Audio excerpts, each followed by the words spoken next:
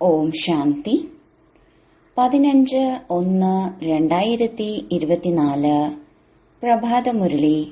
മധുരമായ കുട്ടികളെ, പാവനമായി മാറുന്നതിന് ഓർമ്മയുടെ യാത്ര അത്യാവശ്യമാണ്. മുഖ്യമായ വിഷയം ഇതുതന്നെയാണ്. ഈ യോഗബലത്തിലൂടെ നിങ്ങൾക്ക് സർവസ്വബളും ഗുണവാനുമാകാൻ സാധിക്കും. ചോദ്യം: നിങ്ങൾ കുട്ടികൾ പഠിക്കുന്ന യോഗം വളരെ വ്യത്യസ്തമാണ്. എങ്ങനെ? ഉത്തരം: ഇന്ന് വരെ ആരെല്ലാം യോഗം പഠിച്ചോ പഠിപ്പിച്ചുവോ അതിലെല്ലാം മനുഷ്യൻ മനുഷ്യനിലേക്കാണ് യോഗം വെച്ചത്. എന്നാൽ ഇപ്പോൾ നമ്മൾ നിരാകാരനുമായാണ് യോഗം വെക്കുന്നത്. നിരാകാരനായ ആത്മാവ് നിരാകാരനായ അച്ഛനെ ഓർമ്മിക്കുന്നു. ഇതാണ് ഏറ്റവും വ്യത്യസ്തമായ കാര്യം.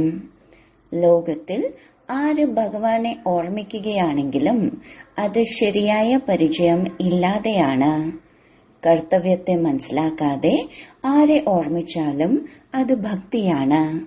ജ്ഞാനവാനായ കുട്ടികൾ പരിചയത്തോടെയാണ് ഓർമ്മിക്കുന്നത്. ഓം ശാന്തി. ആത്മീയ അച്ഛനിരുന്ന് കുട്ടികൾക്ക് മനസ്സിലാക്കി തരികയാണ്. കുട്ടികൾക്ക് ആദ്യമാദ്യം അച്ഛന്റെ പരിചയമാണ് ലഭിച്ചത്. ചെറിയ കുട്ടി ജനിക്കുമ്പോൾ ആദ്യമാദ്യം മാതാപിതാവിന്റെ പരിചയമാണ് ലഭിക്കുക. നിങ്ങൾ കുട്ടികൾക്കും നമ്പർ വയസ്സായാണ് രചയിതാവായ അച്ഛന്റെ പരിചയം ലഭിച്ചിരിക്കുന്നത്. നിങ്ങൾ കുട്ടികൾക്കറിയാം, ഉയർന്നതിലും ഉയർന്നത് ബാബയാണ്. ബാബയുടെ മഹിമകൾ പറഞ്ഞു കൊടുക്കണം. മഹിമ പാടുന്നുമുണ്ട്. ശിവായ നമഃ, ബ്രഹ്മ നമഃ, വിഷ്ണു നമഃ. ഇത് അത്രയ്ക്ക് ശോഭിക്കുന്നില്ല. ശിവായ നമഃ എന്നത് ശോഭനീയമാണ്. ബ്രഹ്മ ദേവതായ നമഃ, വിഷ്ണു ദേവതായ നമഃ എന്നത് ശോഭിക്കുന്നതാണ്. അവരെ ദേവത എന്ന് പറയേണ്ടി വരും. 3 രൂപങ്ങളിലും ഓർമ്മിക്കേണ്ടത് ശിവബാബയെ തന്നെയാണ്. ഇത് പക്ക ആക്കി കൊടുക്കണം. നിങ്ങൾക്ക് അച്ഛന്റെ മഹിമ അറിയാമോ? എങ്കിലല്ലേ പാടാൻ കഴിയൂ. ലോകരാണെങ്കിൽ ഉയർന്നതിലും ഉയർന്ന അച്ഛനെ കല്ലിലും മുള്ളിലും ആരോപിച്ചിരിക്കുകയാണ്. മനുഷ്യരുടെ ഉള്ളിലും ഉണ്ടെന്ന് പറയുന്നു. പക്ഷെ മനുഷ്യന്റെ ഉള്ളിൽ സദാ ഇരിക്കാൻ സാധിക്കില്ല. ബാബ അത് ലോൺ എടുക്കുകയാണ്. ബാബ സ്വയം പറയുന്നു, ഞാൻ ഈ ശരീരത്തിന്റെ ആധാരം എടുക്കുകയാണ്. അതിനാൽ ആദ്യം ഈ കാര്യം പക്ക ആക്കണം. ബാബയാണ് സത്യം. ബാബയാണ് സത്യനാരായണന്റെ കഥ കേൾപ്പിക്കുന്നത്. സത്യമായ അച്ഛനാണ് നരനിൽ നിന്ന് നാരായണനാക്കി മാറ്റിയത്. സത്യയുഗത്തിൽ ഈ ലക്ഷ്മി നാരായണന്മാരുടെ രാജ്യമായിരുന്നു ഉണ്ടായിരുന്നത്. എങ്ങനെ അവരായി മാറി? ആരാണ് ആക്കി മാറ്റിയത്? എപ്പോൾ കഥ കേൾപ്പിച്ചു?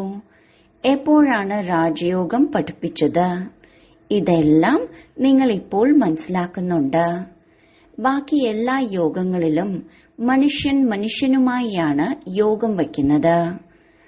മനുഷ്യരുടെ യോഗം നിരാകാരനായ അച്ഛനുമായി, അതും പരിചയത്തോടുകൂടി ഇത് നടക്കുന്നേയില്ല. ഇന്ന് ശിവഭഗവാനുമായി യോഗം വയ്ക്കുന്നുണ്ട്, പൂജിക്കുന്നുണ്ട്. പക്ഷെ ആർക്കും അവരെ അറിയില്ല. പ്രജാപിത ബ്രഹ്മാവ് തീർച്ചയായും സാകാര ലോകത്തിലായിരിക്കും ഉണ്ടാവുക എന്നതുപോലും അറിയുന്നില്ല. ആശയക്കുഴപ്പത്തിലാണ്. പ്രജാപിത ബ്രഹ്മാവ് ആദ്യമാദ്യം സത്യയുഗത്തിലാണ് ഉണ്ടായിരിക്കേണ്ടത് എന്നാണ് അവർ കരുതുന്നത്. അഥവാ സത്യയുഗത്തിലാണ് പ്രജാപിത ബ്രഹ്മാവെങ്കിൽ പിന്നെന്തിനാണ് സൂക്ഷ്മവതനത്തിൽ കാണിച്ചിരിക്കുന്നത്? അർത്ഥം മനസ്സിലാക്കുന്നില്ല. ഇവിടെ സാകാരത്തിൽ കർമ്മബന്ധനത്തിലാണ്, അവിടെ സൂക്ഷ്മത്തിൽ കർമാതീതമാണ്. ഈ ജ്ഞാനം ആരിലുമില്ല. ജ്ഞാനം നൽകുന്നത് ഒരേ ഒരു അച്ഛനാണ്. ബാബ എപ്പോൾ വന്ന് ജ്ഞാനം നൽകുന്നുവോ അപ്പോഴേ നമുക്ക് മറ്റുള്ളവരെ കേൾപ്പിക്കാൻ സാധിക്കൂ. ബാബയുടെ പരിചയം ആർക്കെങ്കിലും കൊടുക്കുക അതിസഹജമാണ്. അല്ലാഹുവിനെ കുറിച്ച് മനസ്സിലാക്കി കൊടുക്കണം. ഇത് എല്ലാ ആത്മാക്കളുടെയും പരിധിയില്ലാത്ത അച്ഛനാണ്. ആർക്കും പരിചയം നൽകുന്നതിന് ഒരു ബുദ്ധിമുട്ടുമില്ല. വളരെ സഹജമാണ്. പക്ഷെ നിശ്ചയമില്ല എങ്കിൽ, അഭ്യാസമില്ല എങ്കിൽ മനസ്സിലാക്കി കൊടുക്കാൻ പറ്റില്ല. ആർക്കും ജ്ഞാനം നൽകുന്നില്ലെങ്കിൽ അർത്ഥം അജ്ഞാനിയാണ് എന്നതാണ്. ജ്ഞാനമില്ലെങ്കിൽ പിന്നെ ഭക്തിയല്ലേ? ദേഹാഭിമാനമാണ്. ജ്ഞാനമുണ്ടാകുന്നത് ദേഹി അഭിമാനിയിലാണ്. നമ്മൾ ആത്മാക്കളാണ്. നമ്മുടെ അച്ഛൻ പരമപിത പരമാത്മാവ് നമ്മുടെ അച്ഛനും ടീച്ചറും സദ്ഗുരുവുമാണ്. പ്രജാപിത ബ്രഹ്മാവുമുണ്ടല്ലോ. അച്ഛൻ പ്രജാപിത ബ്രഹ്മാവിന്റെ കർത്തവ്യം എന്താണെന്നും പറഞ്ഞു തന്നിട്ടുണ്ട്. അതുപോലെ തന്റെ കർത്തവ്യവും പറഞ്ഞു തന്നിട്ടുണ്ട്. മനുഷ്യരാണെങ്കിൽ ശിവനെയും ശങ്കരനെയും ഒരുമിപ്പിച്ച് ഒന്നാക്കി. ശങ്കരൻ കണ്ണു തുറന്നപ്പോൾ വിനാശമുണ്ടായി എന്ന് പറയുന്നു. ഇപ്പോൾ വിനാശമുണ്ടാകുന്നത് ബോംബുകളിലൂടെയും പ്രകൃതിക്ഷോഭങ്ങളിലൂടെയും ആണ്. ശിവശങ്കര മഹാദേവ എന്ന് വിളിക്കുന്നു. പക്ഷെ ഈ ചിത്രം യഥാർത്ഥമല്ല. ഇതെല്ലാം ഭക്തി മാർഗത്തിലെ ചിത്രങ്ങളാണ്. അവിടെ ഇങ്ങനെയുള്ള ഒരു കാര്യവും ഉണ്ടാകില്ല. പ്രജാപിത ബ്രഹ്മാവും ദേഹധാരിയാണ്. എത്രയധികം കുട്ടികളാണ്! അതായത് ഈ ചിത്രങ്ങളെല്ലാം പൂജയ്ക്കായി ഉള്ളതാണ്. ബാബ മനസ്സിലാക്കി തന്നിട്ടുണ്ട്.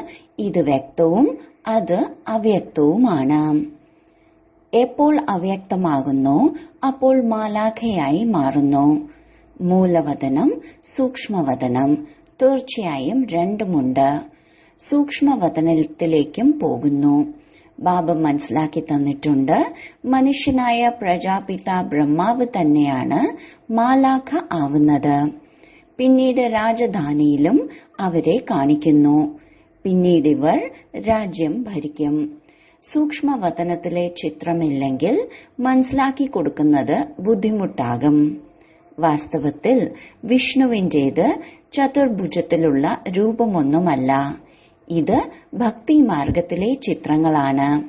ബാബ മനസ്സിലാക്കി തരുന്നു. ആത്മാവിന് തന്നെയാണ് പതീതത്തിൽ നിന്ന് പാവനമായി മാറേണ്ടത്. പാവനമായി തന്റെ വീട്ടിലേക്ക് പോകും. ആത്മാവ് നിരാകാരി രൂപത്തിലാണിരിക്കുക. സാകാര രൂപം ഇവിടെയാണ്. ബാക്കി സൂക്ഷ്മവതനത്തിനായി മുഖ്യമായ കഥകളൊന്നുമില്ല. സൂക്ഷ്മവതനത്തിന്റെ രഹസ്യവും ബാബ ഇപ്പോഴാണ് മനസ്സിലാക്കി തരുന്നത്. എന്നാൽ മൂലവതനം, സൂക്ഷ്മവതനം പിന്നീടാണ് സ്ഥൂലവതനം. അതിനാൽ ആദ്യം എല്ലാവർക്കും അച്ഛന്റെ പരിചയം നൽകണം.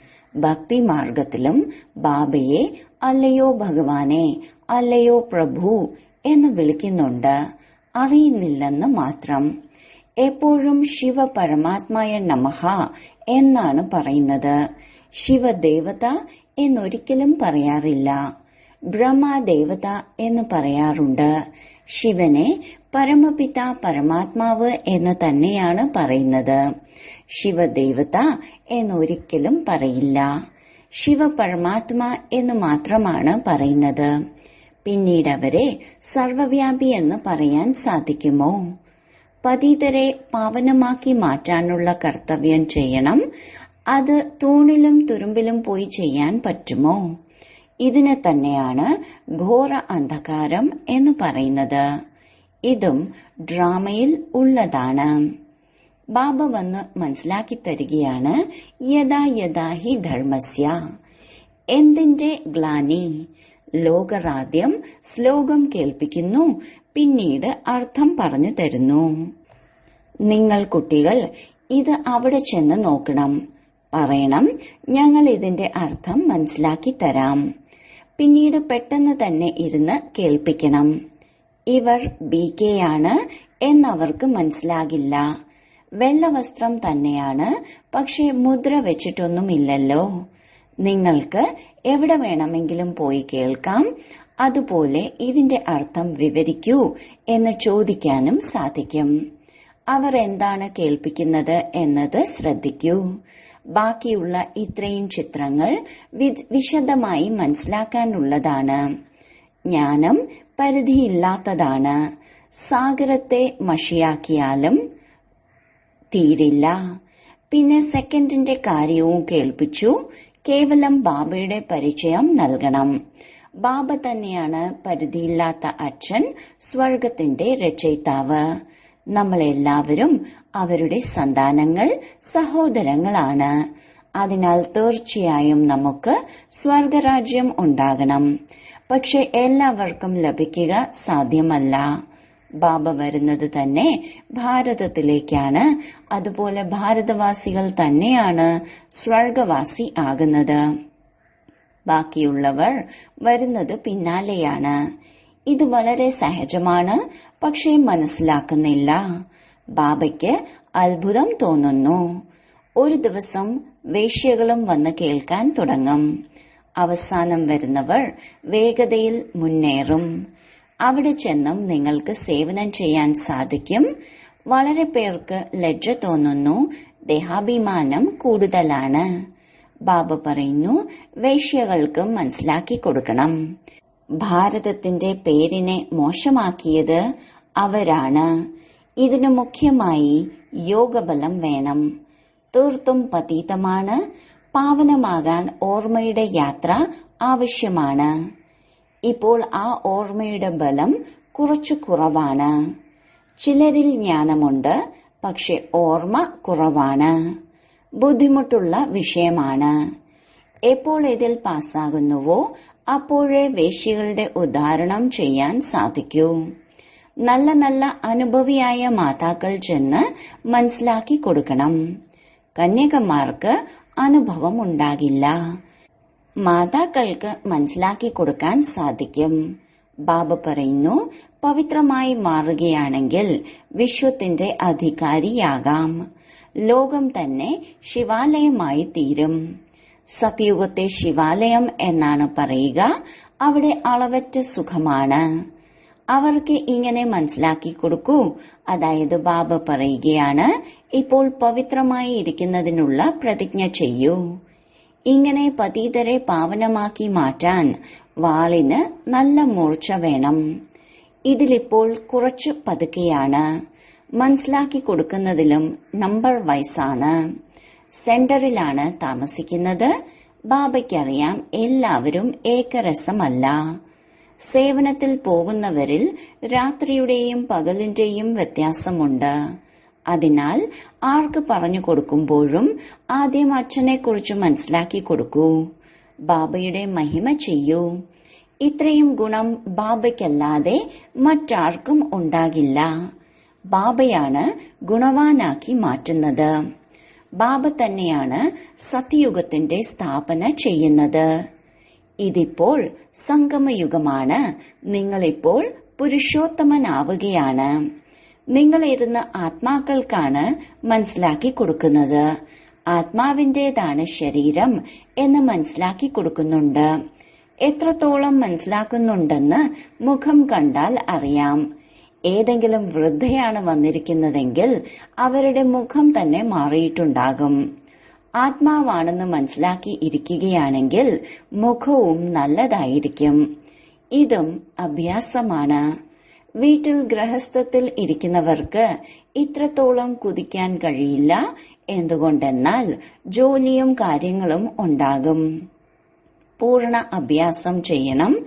അപ്പോഴേ നടക്കുമ്പോഴും കറങ്ങുമ്പോഴും ഇരിക്കുമ്പോഴും എഴുന്നേൽക്കുമ്പോഴും പക്കായാവൂ.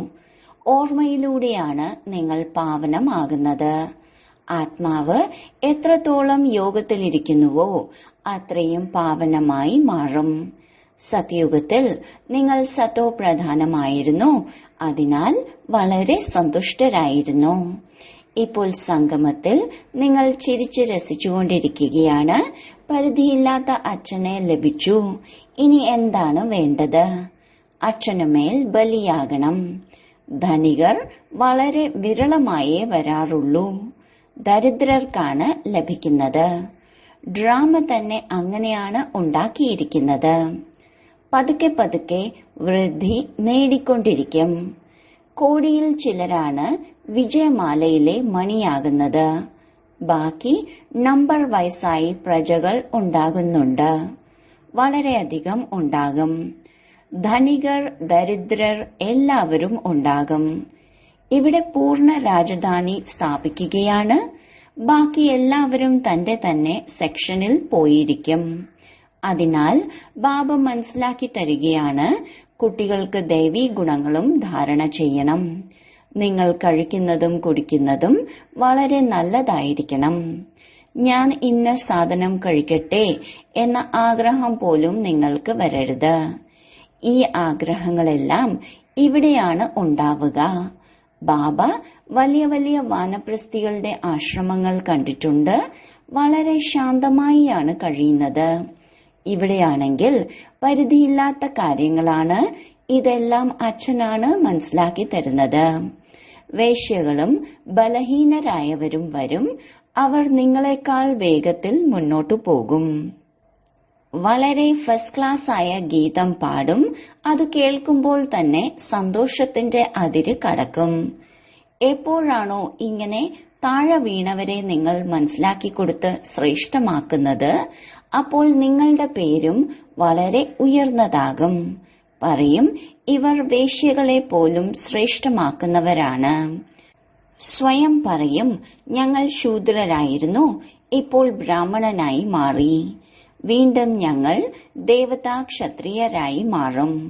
ബാബയ്ക്ക് ഓരോരുത്തരെ കുറിച്ചും പറയാൻ സാധിക്കും, ഇവർ ഉന്നതി നേടുമോ അതോ ഇല്ലയോ എന്ന്. പിന്നാലെ വരുന്നവർ മുന്നോട്ടു പോകും. മുന്നോട്ടു പോകവേ നിങ്ങളെല്ലാം കാണും. എപ്പോഴും കാണുന്നുണ്ട്. പുതിയ കുട്ടികൾ സേവനത്തിൽ എത്ര കുതിക്കുന്നു. ശരി, വളരെ കാലത്തെ വേർപാടിന് ശേഷം തിരിച്ചു കിട്ടിയ മധുരമധുരമായ ഓമന സന്താനങ്ങൾക്ക് മാതാവും പിതാവുമായ ബാപ്ദാദയുടെ സ്നേഹസ്മരണകളും പുലർക്കാല വന്ദനവും. ആത്മീയ പിതാവിന്റെ ആത്മീയ കുട്ടികൾക്ക് നമസ്കാരം. ധാരണയ്ക്കുള്ള മുഖ്യസാരം: 1. പതിതരെ പാവനമാക്കി മാറ്റുന്നതിനുള്ള സേവനം ചെയ്യൂ. അബലകൾക്കും വേശ്യകൾക്കും ജ്ഞാനം നൽകൂ. വീണവരെ എഴുന്നേൽപ്പിക്കൂ. അവരെ ഉദ്ധരിക്കൂ. അപ്പോൾ പേര് പ്രശസ്തമാകും. 2. തന്റെ ദൃഷ്ടിയെ പാവനമാക്കുന്നതിനായി നടക്കുമ്പോഴും കറങ്ങുമ്പോഴും അഭ്യാസം ചെയ്യൂ. ഞാൻ ആത്മാവാണ്. ആത്മാവിനോടാണ് സംസാരിക്കുന്നത്. അച്ഛന്റെ ഓർമ്മയിൽ ഇരിക്കൂ. എങ്കിൽ പാവനമായി മാറും. വരദാനം: അനാദി സ്വരൂപത്തിന്റെ സ്മൃതിയിലൂടെ സന്തുഷ്ടതയുടെ അനുഭവം ചെയ്യിപ്പിക്കുന്നവരായ സന്തുഷ്ടമണിയായി ഭവിക്കൂ. തന്റെ അനാദി ആദി സ്വരൂപത്തിന്റെ സ്മൃതി കൊണ്ടുവരൂ. ഈ സ്മൃതി സ്വരൂപത്തിൽ സ്ഥിതി ചെയ്യുമ്പോൾ സ്വയം സന്തുഷ്ടമായിരിക്കാൻ സാധിക്കും. മറ്റുള്ളവർക്കും സന്തുഷ്ടതയുടെ വിശേഷ അനുഭവം ചെയ്യിപ്പിക്കാൻ സാധിക്കും. അസന്തുഷ്ടതയുടെ കാരണം അപ്രാപ്തിയാണ്. താങ്കളുടെ വിശേഷ സ്ലോഗനാണ് നേടേണ്ടത് നേടിക്കഴിഞ്ഞു. ബാബയുടേതായി മാറുക അർത്ഥം സമ്പത്തിന്റെ അധികാരിയായി മാറുക. ഇങ്ങനെ അധികാരി ആത്മാക്കൾ സദാ നിറഞ്ഞവരും സന്തുഷ്ടമണിയും ആയിരിക്കും. സ്ലോഗൻ: ബാബയ്ക്ക് സമാനമായി മാറുന്നതിനു വേണ്ടി മനസ്സിലാക്കുന്നതും ആഗ്രഹിക്കുന്നതും ചെയ്യുന്നതും ഇത് മൂന്നിലും സമാനത ഉണ്ടായിരിക്കണം. അവ്യക്ത സൈലൻസിലൂടെ ഡബിൾ ലൈറ്റ് സ്ഥിതിയുടെ അനുഭവം ചെയ്യൂ. വരദാനി രൂപത്തിലൂടെ സേവനം ചെയ്യുന്നതിനു വേണ്ടി ആദ്യം സ്വയത്തിൽ ശുദ്ധസങ്കല്പങ്ങൾ ധാരണ ചെയ്യൂ. മുഴുവൻ ദിവസത്തിലും ശുദ്ധസങ്കല്പങ്ങളുടെ സാഗരത്തിൽ അലയടിച്ചുകൊണ്ടിരിക്കൂ. ഏത് സമയം ആഗ്രഹിക്കുന്നുവോ ശുദ്ധസങ്കല്പങ്ങളുടെ അടിത്തട്ടിലേക്ക് പോയി സൈലൻസിന്റെ സ്വരൂപത്തിൽ ഇരിക്കൂ. താങ്കളുടെ ഈ ഡീപ് സൈലൻസിന്റെ സ്ഥിതി വായുമണ്ഡലത്തെ പരിവർത്തനപ്പെടുത്തും. താങ്കളും ഡബിൾ ലൈറ്റ് സ്ഥിതിയുടെ അനുഭവം ചെയ്യും. ഓം ശാന്തി.